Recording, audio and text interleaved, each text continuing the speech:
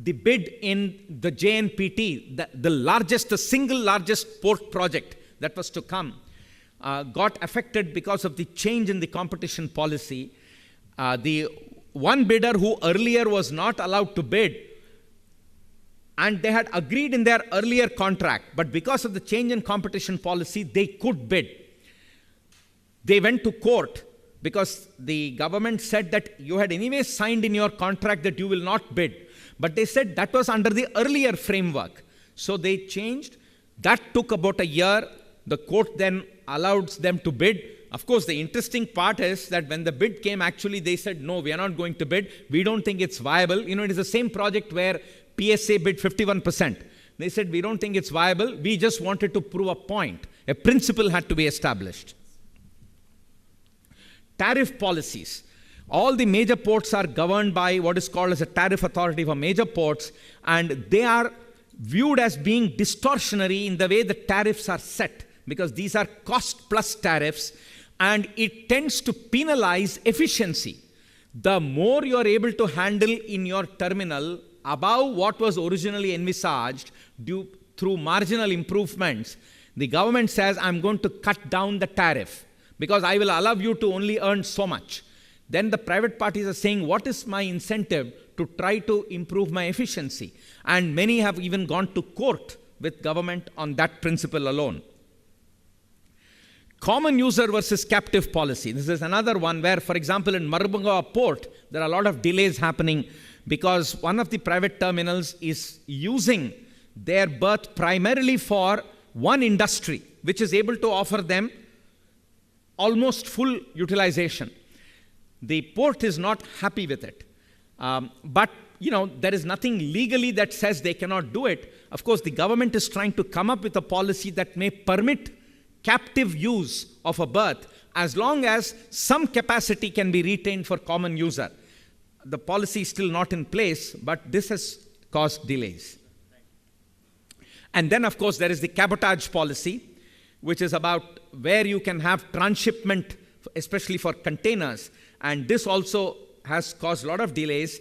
Vallarpadam in Cochin is an example where, of course, the government now has relaxed the cabotage policy only for that terminal, which is the newest terminal in containers.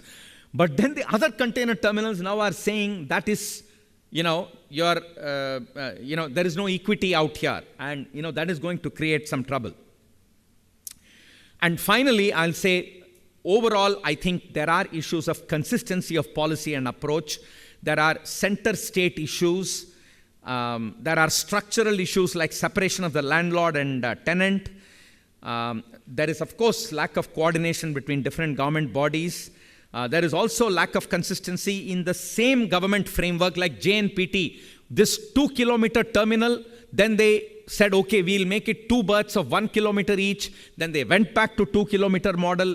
So, there are issues of sometimes lack of clarity. What is it? So, no robust framework to handle design and scope changes and new regulation after award of bid. Like I told you, when the coastal regulatory zone brought in some new rules, how am I going to deal with it?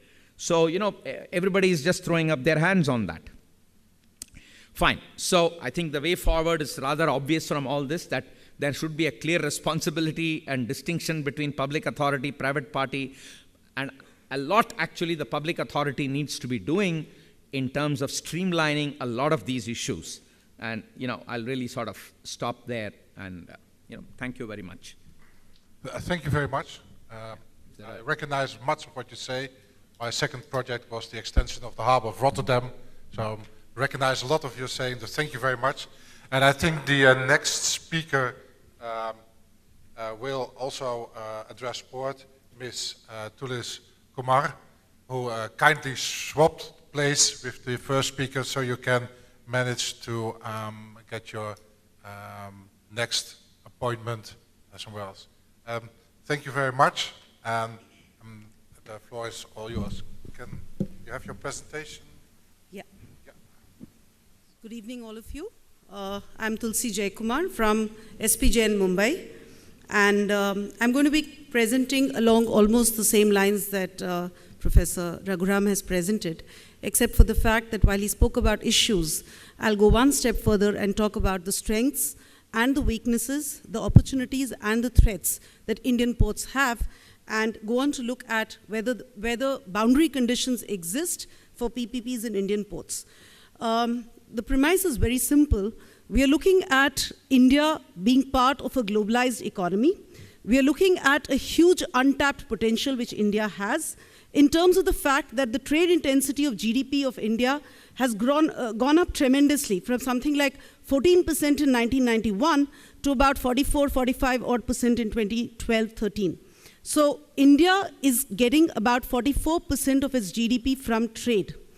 The global trade is also growing. India has a growing share in both the global exports and the imports. Now, if India has to tap this potential of being a part of the global trade, what is the constraint that India faces? The constraint, as I've seen it, is in terms of the ports and the trade-related infrastructure. So the question then we ask is, are there conditions which exist which would interest the private players to invest in Indian ports in a manner that India is able to actually get the best of this global share of the world trade? Right, so in terms of the infrastructure, the fact that India is really low in terms of infrastructure has been brought out by the Global Competitiveness Report as well, which places India 85th out of a total of 148 countries in terms of infrastructure. And as Professor Raghuram said, the port-related infrastructure we are really poor on, so I'll not try and go into some of the things that he has said already. What we do is this: the main research question considered is, do Indian ports possess the boundary conditions which can interest private players, both domestic and foreign, encourage their entry through PPPs, help in transforming Indian ports into major world-class facilities, and thereby facilitate trade-led economic growth within the Indian economy? So basically looked at secondary research, looked at the main data sources, which were the Ministry of Shipping India websites, Indian Port Association data, Indiastat data, and compared it with an international benchmark, which was the Port of Rotterdam website, in order to see whether Indian ports are there or not. There were these 9 evaluation criteria that were considered: the location and the coverage, traffic and the capacity, traffic projections, the institutional framework, which distinguishes these 2 sets of ports, the hinterland population and connectivity, the performance indicators, port characteristics, port competition, and finally the financial performance. So if you look at the location and the coverage, it seems that the Indian port sector covers a huge area. It covers a coastline of about 7,000 kilometers, spread over the entire Kandla-Kolkata range, 13 major ports, and 187 non-major ports. Whereas if you were to look at the entire European kind of a port range, which covers 11 major ports over a coastline of only about 1,000 kilometers. The Port of Rotterdam is the largest port out there, and it is also the largest logistic and industrial hub of Europe. If you look at the traffic handled, the capacity available, and the capacity utilization, Professor Raghuram has already pointed it out. The traffic handled by the Indian major ports has been coming down. The capacity available has been going up, which means that the capacity utilization has essentially been coming down. Within Indian ports, you would find that the major ports seem to be weaker as compared to the non-major ports. If you look at the Port of Rotterdam, the annual throughput for the Port of Rotterdam was 441.5 million tons. Just one port, as he said rightly, just one port being more than all the Indian ports, almost all the major Indian ports put together. If you look at the traffic projections again, you find that the traffic projections for the major ports is lower as compared to the non-major ports. So while non-major ports are supposed to be growing at about 16% and the capacity is supposed to grow at 17%, the traffic at the major Indian ports is supposed to be growing at 9%. The Port of Rotterdam is also likely to double its volume, yet if you look at the projected traffic increase for the overall Indian ports, it's likely to far outweigh the Port of Rotterdam, which is 60% as opposed to 245%. There is a difference in terms of the institutional framework as well. The international ports follow a landlord port model as opposed to the Indian ports, which go on a services port model. There is a basic distinction between the two. If you were to read the paper in detail, you'll find that a landlord port model is one which clearly seeks for private participation, as opposed to the Indian ports, which are public sector dominated. So the Port Trust acts as a port authority as well as a port operator. You have infrastructure, superstructure, stevedoring, labor, and all other functions being relegated to the public, as opposed to a landlord port model, which is largely private dominated, except for the infrastructure, which is owned by the regulatory authorities, by the government. Similarly, if you look at the Port of Rotterdam again, the Port of Rotterdam has actually sought out foreign investment. And the FDI within the port's complex share in the total FDI in the Netherlands accounted for about 18% in the period 2001 to 2010. So it's quite clear that in the international ports, you're looking at a very large role of the private sector players, both domestic and global, as opposed to Indian ports where the private sector role is extremely weak. The other kind of factor that we look at is the hinterland population and the hinterland connectivity.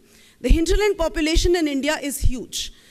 So you're looking at ports serving about 1,500 million people in India as opposed to a European market of about 350 million consumers. But if you were to look at the hinterland connectivity, Indian ports are extremely weak. A World Bank 2007 report suggests that there is an extremely skewed pattern of modal share in the port connectivity, where railways, which optimally should be moving 34% of the port traffic, contribute to only 24% of the port traffic. And again, most of this port traffic is connecting the major ports. The non-major ports or the state ports have a very insignificant 8% kind of a share. Roads, that's it. All right. So, so you have all these different factors. Performance indicators also are poor in the Indian context. The port characteristics, needless to say, we are looking at extremely old, outdated ports, cargo handling equipment being extremely outdated in the Indian context. Port competition does not exist. The major ports in India form virtually a cartel, and without competition, there is no efficiency. Financial performance, you would find that Indian ports seem to be in a favorable future financial position as compared to the international ports. So based on this kind of an analysis, a SWOT analysis has been performed of the Indian ports compared to the international benchmarks. You could go through some of these strengths, weaknesses, and so on in my paper. What appears to be the case is that there do exist boundary conditions, there does exist a change in the boundary conditions which could facilitate PPPs in Indian ports. Right? So you're looking at a tremendous growth of the Indian economy. You're looking at the emergence of a funding gap of nearly about 18%, because of which the government may not want to invest in infrastructure so much, and it would want to go in for PPPs. You're looking at traffic volume shifting to the smaller ports, which may be more open to experimenting with new models. You're looking at good financial indicators. You're looking at the growth of industrial clusters and so on also. Right? So given all this, what is it that PPPs should exist in? So we are recommending that PPPs should be encouraged not just in the port infrastructure, but try and think out of the box. You look at PPPs in not just ports, but also port-related infrastructure. Try and increase accessibility of the ports to the hinterland. Try to develop industrial clusters, logistic clusters, and so on. And this would definitely, and other than this, if the revenue sharing agreements are made different, then this would really help in ports acting as the kind of forces to help India take its rightful place in the world. Thank you. Madam has covered the port sector statistics very well. And I was wondering whether there is any scope that the demand is still there. We are only talking about how India is lagging behind in terms of the infrastructure. Whether suppose infrastructure is created, have we geared up to actually meet that kind of a capacity created? Because there is a trade deficit, current account deficit, exports not happening, imports are also falling. So in this scenario, whether the gap analysis statistics are also available, I was just wondering to see the demand versus supply, how the capacity utilization is really utilized by the industry. Capacity utilization has been coming down. Oh. So, It's about 83% for non-major ports, So we shouldn't be giving that for a 7,000 miles of kilometers of coastal area, we don't have really number of ports when compared to developed countries. Okay, we'll come to the question answer session at the end because for the paucity of time. The next speaker will be Dr. Swati. Good evening to one and all. I'm Swati, Associate Professor from Sivasivani Institute of Management, a boys' school in Hyderabad. And introducing myself, I started my career as a lawyer, as a professional, and then came to academics. And my paper is on land acquisition for development of roads and highways through public-private partnership in India.